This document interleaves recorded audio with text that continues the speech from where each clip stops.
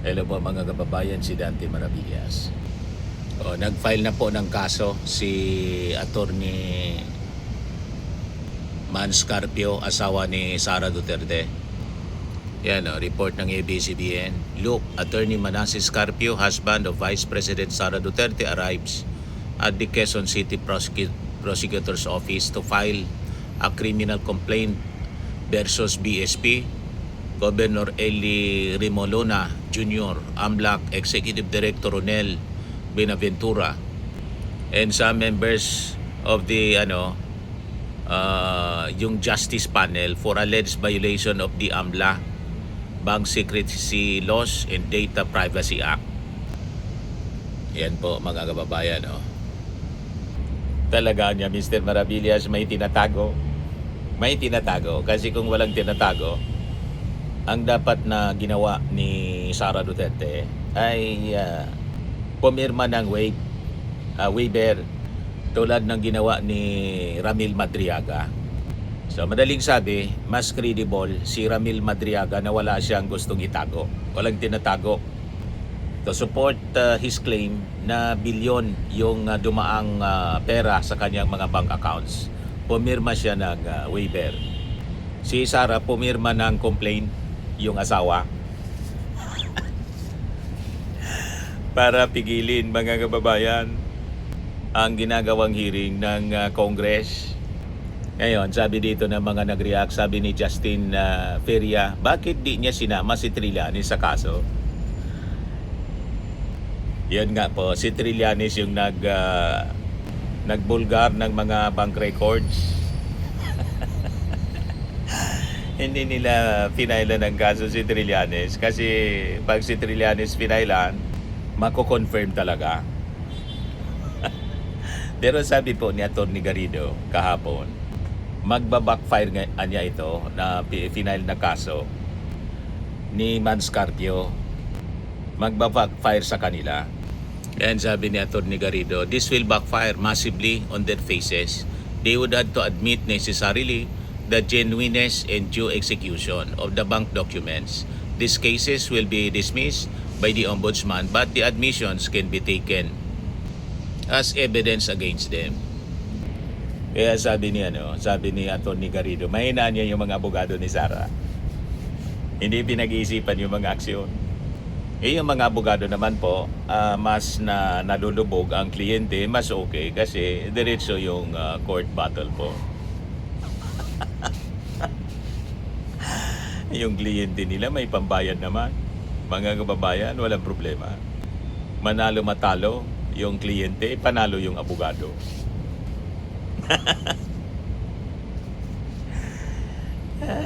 Ganon lang yun mga kababayan. Sabi ng Voice of Millennials, a case filed a perjury charge because the bank transactions were false. Hindi perjury yung chinarge nga niya, yung kaso. Check. Filed criminal complaint because it was supposed to be confidential. Pero hindi man pinasinungalingan na yung records hindi totoo. Di ba, mga kababayan? So parang kinonfirm lang na yung mga nilabas, mga kababayan, totoo yun. Di ba?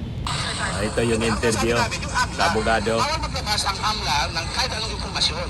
Ngayon, kung gusto nang usisahin yung mga bank reports, ay bank information, meron namang paraan sa batas. Diba? Pero ang sinasabi namin, yung AMLA mismo, hindi pwede maglabas ng kahit anong impormasyon.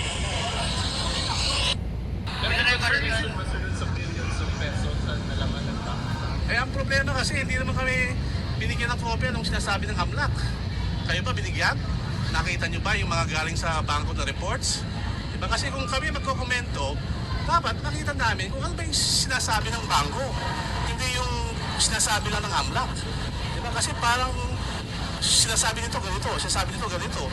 Parang mahirap yata mag-comment sa isang bagay na hindi mo naman ikaw mismo nakita. Diba? Pero pag nakita namin yan, sa tamang paraan, aming sasagutin. Walang consent. Walang consent.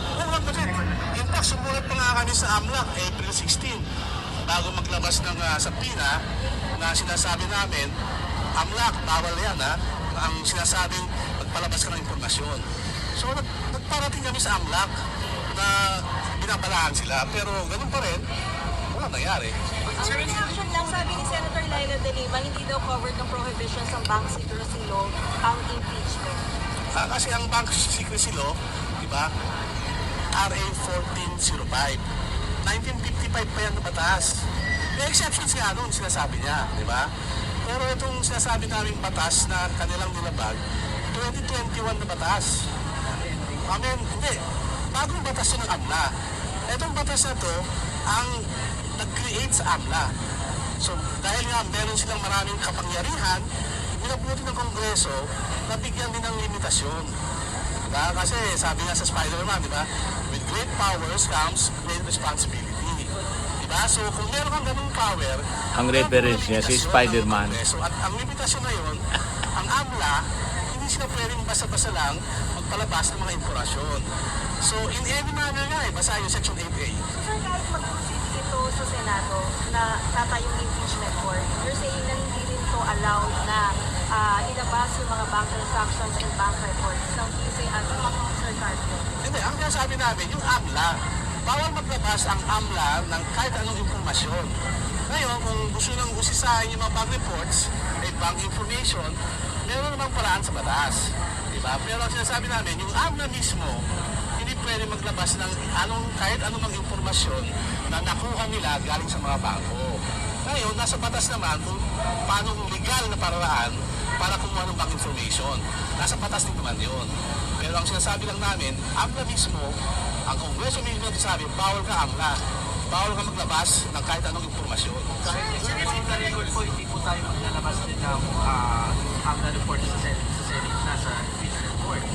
Hindi naman kami, talagang hindi naman pwede maglabas eh.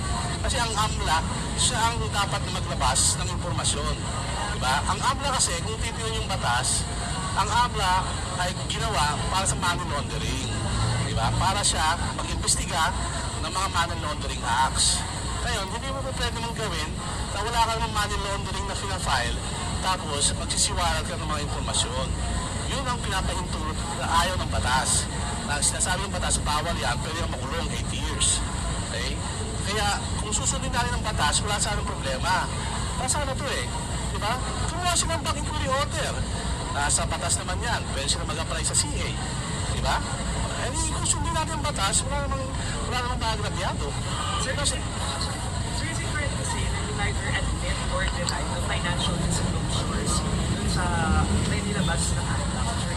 kaya una sinasabi ko nga, paano namin ma-deny o ma-admit yung mga sinasabing transaction kung hindi naman kami binigyan ng kopya ng AMLAC at hindi naman namin kami binibigyan ng kopya ng mga reports kung saan galing ang summary ng AMLAC. Pero yung may sa pag-uusap namin ni Atty. Carpio, he vehemently denies having Abogado siya ni Mans Carpio. He vehemently denies that. Pero sir, yung allegation na tumanggap ang pamilya ng piso ng pera mula kay Samuel Uy, hindi nila alam ba yun ni Atty. Carpio?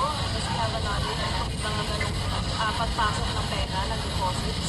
Unang-una, sinasabi mo nga, I think Atty. Carpio will not be in a position to answer those questions. Kasi nga, hindi naman siya parte ng impeachment proceeding. At unang-una, sinasabi, transaction yun ni Bibi Sara, allegedly. Diba? So I think the lawyers of Bibi Sara can adequately answer that. And I think they have, no? They have denied it through Atty. Michael Powa. I think na-monitor naman yun, yung mga statements si Atty. Mike Powa at yung mga abogado na kay Fortune Narbasa. Anyway, with the case filed, kayang-kaya naman yan na sagutin mga kababayan ng Bangko Sentral ng Pilipinas. Ng AMLA, lahat naman may mga abogado. Legal department sila, saka ng Congress. So tingnan na lang natin kung ano yung mangyayari. Bakit niya Mr. Maravillas parang taranta ng taranta yung kampo ni Sara? Mabigat yung mga dokumento. Napakabigat. Documents versus daldal. Kwento lang. Press statement. So bakit mga kababayan hindi na makakalusot si Sara ngayon? Sa bawat kasing lumalabas na ulat mula sa COA, AMLAC, NBI at saka siyempre sa Kongreso, Isang bagay po ang mas lalong lumilinaw. Hindi na po obra yung pagtakas. Kung ang kalaban mo ay mismong papel ng gobyerno, mga dokumento, nagsipaglabasan na yung dokumento. At sa laban na ito, mga kababayan, lumalabas na yung katotohanan. Habang si Sara Duterte ay puro depensa narrative siya, ang kabilang panig naman po ni Ramil Madriaga at Antonio Trillanes, may hawak sila na konkretong ebidensya na mula mismo sa mga ahensya ng gobyerno tulad ng dokumento mula po sa AMLAC. So unahin natin yung paper trail ng COA. Ayan, 444 million na disallowance. Noong Abril 20, 2026, kinumpirma ng COA na umakyat sa 444 million ang kabuang halaga na dapat ibalik ni Sara Duterte at ng kanyang opisina, Office of the Vice President. Kasama rito mga kababayan yung 73.2 million mula sa 2022 confidential funds. Yan ba? 73.2 million mula sa 2022 confidential funds. 375 million mula sa tatlong cash advances mula 2023. 125 million kada isa na flag ng COA dahil sa kakulangan ng dokumento at maling proseso ng paglipat ng pondo. Final decision ang mga disallowance nito at itinuturing na final and executory, maliban na lang kung makakapag-appeal ang OBP sa loob ng 6 na buwan. Lahat ng ito ay audit finding. Napakabigat mga kababayan kasi dokumento mismo mula sa mga ahensya ng gobyerno. So kapag sinabing disallowance, malinaw po ang ibig sabihin yan. May maling paggamit ng pondo, may kakulangan ng dokumento, may proseso po na nilabag. At siyempre higit sa lahat, may gastos na hindi po maipaliwanag. At ang mas mabigat, sinasabi doon, final and executory. So hindi po siya mga kababayan simpleng aligasyon. Ito po ay hatol sa administrative level. So kung malinis yung paggamit ng pondo ng bayan mga kababayan, bakit may 448 million po na kailangan na ibalik? Pangalawa, yung pagkumpirma mga kababayan ng AMLAC or Anti-Money Laundering Council. 18 for 18 March yung nadiscover sa hearing mga kababayan last week ng Justice Panel. Kinumpirma po ng AMLAC na ang 18 random transactions na kinuha mula sa affidavit ni Antonio Trillanes eksaktong nagtutugma sa kanilang opisyal na bank records. 6.7 billion suspicious transaction. Inilahad ng AMLAC bilyong halaga ng suspicious transactions, covered the transactions daw sa mga account na nakapangalan kay Sara sa kayang asawa niyang si Mans Carpio. Tapos yung Sami Oy payouts, kinumpirma ng AMLAC ang mga deposito na galing di umano sa negosyanteng si Sami Oy na inuugnay sa mga illegal na aktibidad. Ito ang pinakang malakas na sampal sa politically motivated defense na ginagamit ni Sara Duterte. Politika lang daw po. Dokumentado po, mga kababayan, na talagang may nangyaring transaksyon. Kaya nga galit si Mans Carpio, nag-file ng kaso laban sa BSP sa